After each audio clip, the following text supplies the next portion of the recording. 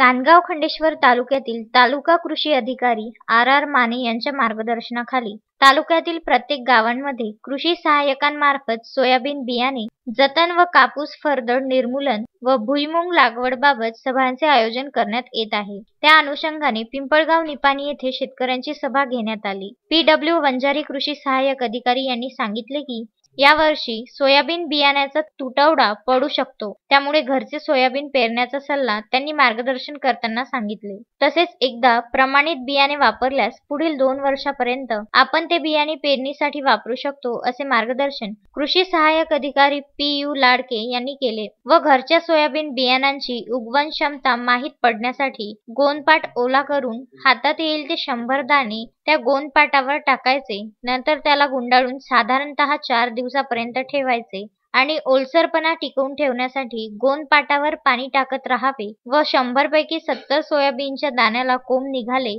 तर 30 किलो बियाणे, 80 दाण्याला 25 किलो तर 60 दाण्याला कोंब निघाले तर 35 किलो सोयाबीन पेरणीसाठी वापरायचा सल्ला मंडळ कृषी अधिकारी आर.एम. इंदोरे यांनी शेतकरी सभेला दिला। त्यावेळी अनेक शेतकरी उपस्थित होते। आज मौजा पिंपळगाव निपाणी येथे शेतकऱ्यांची सभा आयोजित करण्यात आली। त्या सभेमध्ये सोयाबीन जतन करण्याबाबत शेतकऱ्यांना मार्गदर्शन करण्यात आले। तसेच फरदड निर्मूलन या विषयावर सुद्धा मार्गदर्शन करण्यात आले। मागच्या वर्षी आलेल्या परतीच्या पावसामुळे सोयाबीन बियाणे खराब झाले, त्यामुळे यावर्षी सोयाबीन बियाण्याचा तुटवडा जाणवण्याची शक्यता नाकारता येत नाही।